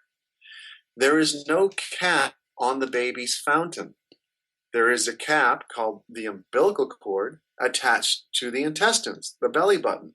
This is also telling you that urine is not a waste product. Waste truly goes out other channels like intestines, that's feces, and out breath and through your pores. The baby pees into the space and literally creates water, which is the water that breaks at birth. The baby drinks it over and over and over again, just like the little fountain of youth, little boy peeing into the fountain sculpture. This is the exact same thing. And the true original instructions for the human body are once you come out of the womb, you get onto mom's distilled water, her milk, breast milk. And then once you come off of that, you should go back to what you did for the first 9 months of your life, which was you drank your own water in a constant loop. This is a perpetual motion machine. This is what you are, and you have the ability. This is what Dave proved. There was no ending to his water. He could just keep on rolling and rolling and rolling and rolling. This is alchemy. This urine therapy and alchemy are two words for the exact same thing. This is the chemistry of cycling light through your body. All matter is condensed light. And you don't have to study alchemy anymore. There's another 80-20 deception book out called the Book of Aquarius, where some juvenile person that called himself anonymous put together all of these ancient alchemical quotes, and they're beautiful alchemical quotes from the 13th, 14th, 17th century. And when you understand that it's urine therapy and you read the quotes, you can see it. It's obvious. But because the powers that were knew that the water knowledge was arising and that the age of Aquarius is back and Aquarius is back, and they tried to put out a final, juvenile, desperate attempt to steer people away from urine therapy, because in the Book of Aquarius, this guy tries to pretend that this constant cycling of the urine, he reveals that urine is the primordial substance to create the mythical Philosopher's Stone. But he wants you to buy a lab and some little lab equipment and keep putting urine in it and keep it at a certain temperature, which for some reason he says is 98.6 degrees. And he wants you to keep evaporating urine and over again. Eventually you'll get this powder. It'll be black and then red and finally become white. And he says, I haven't completed this myself yet, but I absolutely know this is it. I am revealing the secret of alchemy here. And he goes on to say, once you get it, then you can do all the magical things related with alchemy and Saint Germain and the ability to biolocate and to transmute lead into gold and all this garbage. Well, I use this little story to prove the giant hole in that. And the 80-20 bait switch of this is it's 80% truth. It's showing you these real alchemical things, and it's telling you that it's urine. But the 20% steer you off course is that it's something that you want to make outside your body, and it's the white powder that you can hold in your hand. Well, let's say you did do that, and that was the way it worked. And now you have your powder, you can sprinkle some, and you can transport yourself to Mars, okay? Well, what if when you're exploring Mars, you drop your little satchel of white powder down a crevice? Oh, now you're powerless again. Oh, shoot. Now you got to get a lab and some electricity, and you got to spend, he says it takes 18 months to 3 years to make it. So now you're screwed. You're stranded on Mars because you dropped your philosopher's.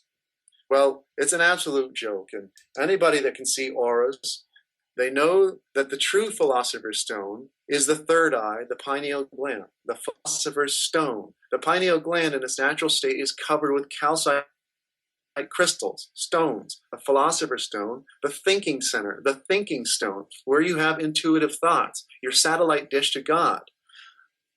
Anybody that can see auras, when they look at somebody with a calcified pineal gland, there's a gray dot right in the middle of the forehead on that person. Just like where all Buddhist sculptures have a dot on the middle of the forehead. But people with a calcified pineal gland, which is why the fluoride's in the water, because it calcifies the pineal, goes to it like a magnet, they see a gray dot on their forehead. When anybody ever starts drinking the pure waters and they cycle urine over and over again, not through a lab setting outside their body, but through their inside their body, and it melts the pineal gland and it decalcifies it, and they have a crown chakra burst, and now they can see the light within. They can see a white light. Now that person, to the same person that can see auras, they have a golden glow around their head. That gray dot is the color of lead. This is the mythical turning of lead into gold. Who needs gold if you have your true spiritual psychic powers back? This is a joke. The only kind of gold you'll get through that process is fool's gold. It's funny because I did get that book, the Book of Aquarius, and quite a few of us got quite excited about it. And I hold my hand up. I actually got some of the lab equipment, but I never actually used it because I'd started urine therapy a while back before then, and the process that the book describes of continually distilling the urine and redistilling it over and over again, I realised that that was the exact process that the whole the human body was doing when you practice urine therapy. So I never actually ever did it. I've kept the lab equipment because I think I'm going to do a few more experiments. But yes, it dawned on me that perhaps the Book of Aquarius was an allegory for urine therapy. So I totally agree with you on that one. And a total insult to Aquarius, the water bear. Yeah. So you haven't actually done the fast yourself, I take. Well, I haven't done what you've done. I wish I had the willpower. I've always dreamed of it because I want to see what it's like. I had thought about doing what you did. But I've done a couple of 5-day fasts, and I've done a 7-day fast where I drank all of my urine. But I did have water if I felt like it. But I just haven't had the willpower or the fortitude to take the time to do that.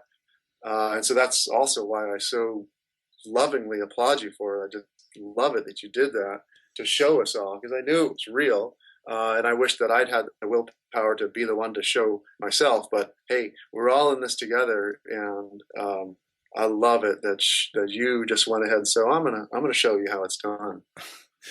So did you see any effects from your short fast?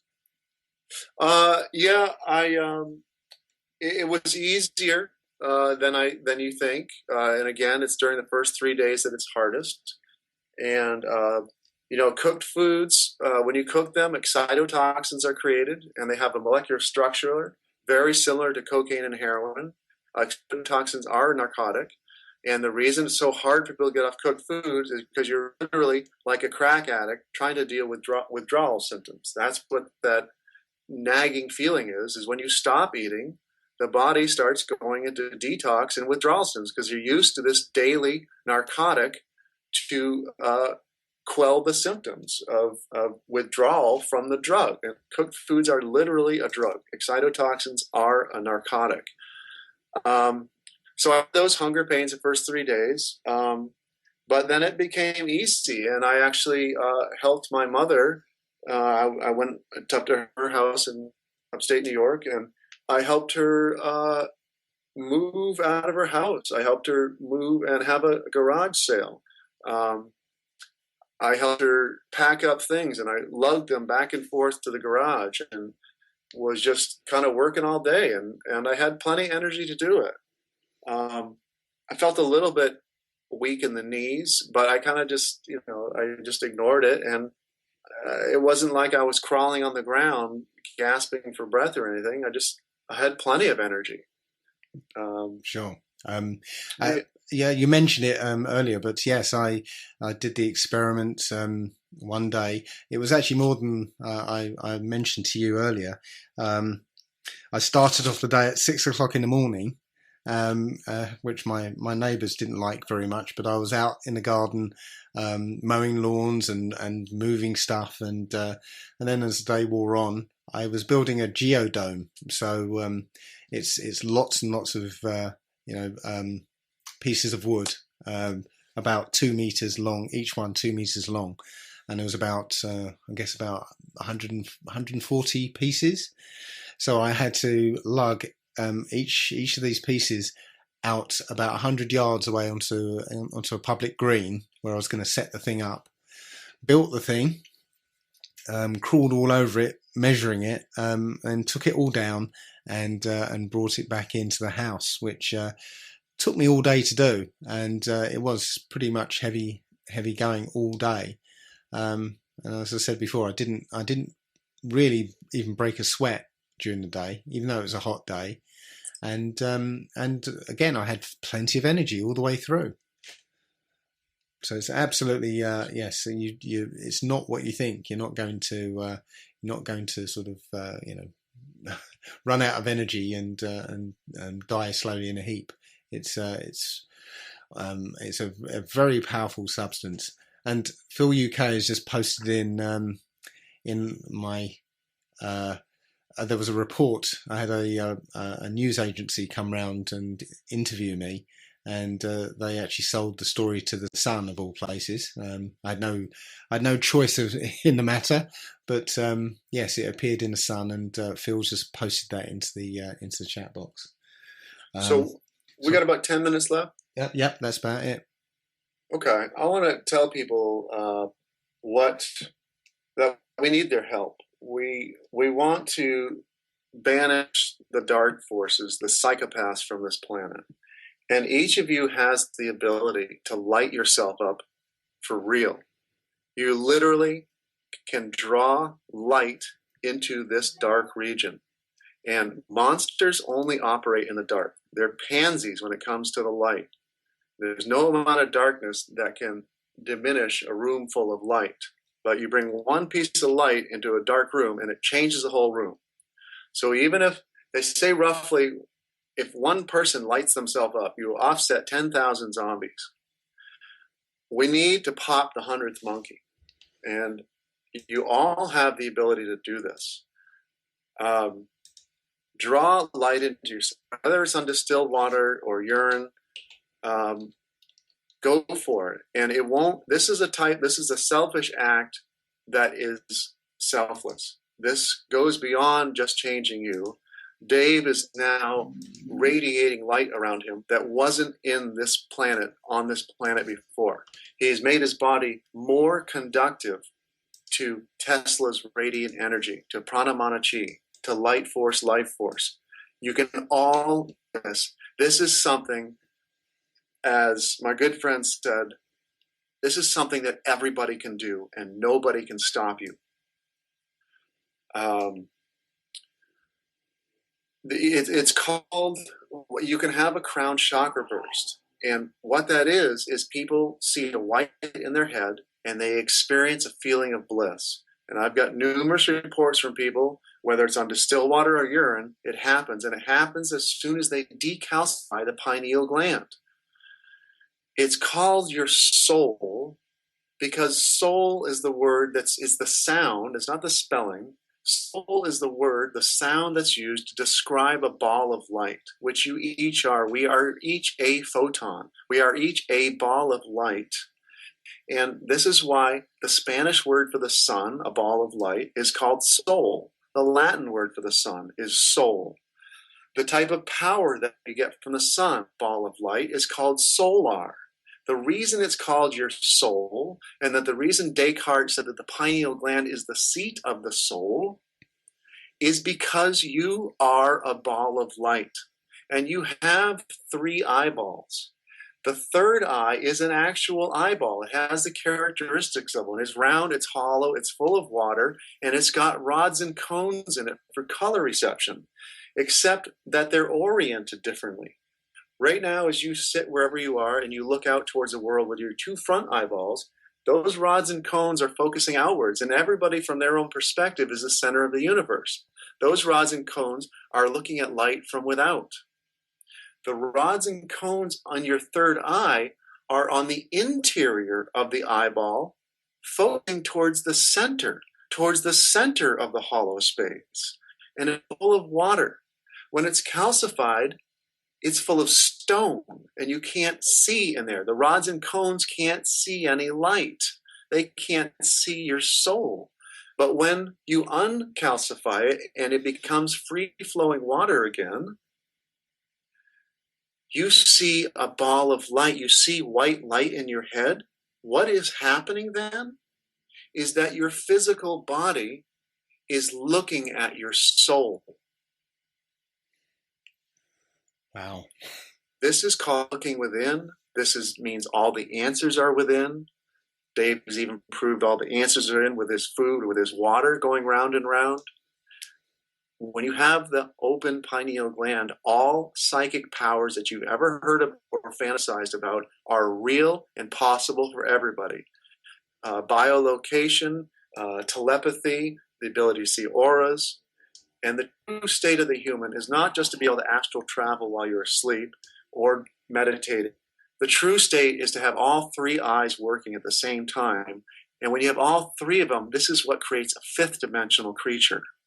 You've got all aspects functioning and overlapping at the same time. We all have this ability, and this is what is coming. This is what this water knowledge leads to and opens up. This is what alchemy has been hiding all these years under the guise, it's been taken away from the term urine therapy and has become called alchemy and made to be this thing that is super hard to figure out and super difficult and tricky, and you've got to study and study for decades to try to figure out how to make this philosopher's stone. It's within, and every single one of you can do this easily. Stop eating cooked foods. Eat as much raw foods as you can and drink the purest water you can. It's that simple. And stop taking in fluoride. And I also got to mention tea. The reason they're pushing green tea on everybody is because it collects more fluoride and aluminum from the air, soil, and water more than any other edible plant on the planet. This bullshit line about, it's got lots of antioxidants. Bullshit. All green plants, all living foods have tons of antioxidants. They're pushing green tea because it's massively loaded down with fluoride. And white tea is young green tea, and black tea is aged green tea. So white, green, and black tea are all the same tea, all the same plant. And Drink other teas, drink herbal teas, drink yerba mate if you want, rosehip, hibiscus, chamomile, whatever. The green tea plant is deadly. It is so loaded with fluoride that 1 cup of it has roughly as much fluoride as 8 liters of fluoridated city tap water. The reason you feel calm and mellow after a cup of tea is because it sedates you. It numbs the brain. Fluoride is the main ingredient in Prozac and most antidepressants. Green tea and tea in general is an antidepressant, is fluoride bomb. So stay away from that stuff. Drink the purest water that you can get and eat raw foods. Unfreeze your pineal. Start to draw light into yourself and turn on your light bulb and vanquish the monsters. They cannot stop you from doing it. And you are with the light if you start to do this. This is supposed to happen now. It's the age of Aquarius, the water bearer, and the water knowledge is back, baby. Wow.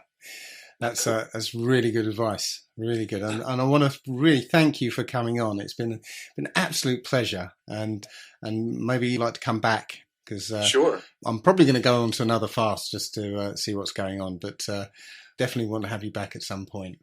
Could you tell everybody your website again, please? Yes, it's Andrew. Well, the water knowledge is aquariusthewaterbearer.com, spelled just like the constellation. My personal website, where my art and sculptures can be seen, is andrewnortonweb.com. My email is contact@andrewnortonweber.com. And if you want to support this knowledge, my wife and I have spent $50,000 collecting this knowledge, and all of it, all of the money, every single dime of it, has come from her paintings, the sale of her paintings. And if you want to support this work, I suggest you do it in the form of buying a painting from her. Her name is Susie Scarborough, and you put a .com on that. Susie is spelled S-U-Z-Y. Scarborough, just like the fair, S-C-A-R-B-O-R-O-U-G-H. Okay, well, thanks very much. And again, we'll have you on again at some point. Thank you, man. I really appreciate it. You got a wonderful voice, and it's lovely to talk to you. And the pleasure's all mine. So, okay, well, thanks very much, everybody. And that's it for tonight. And hopefully we'll catch up with you again next week. Until then, it's Allegedly Dave signing off.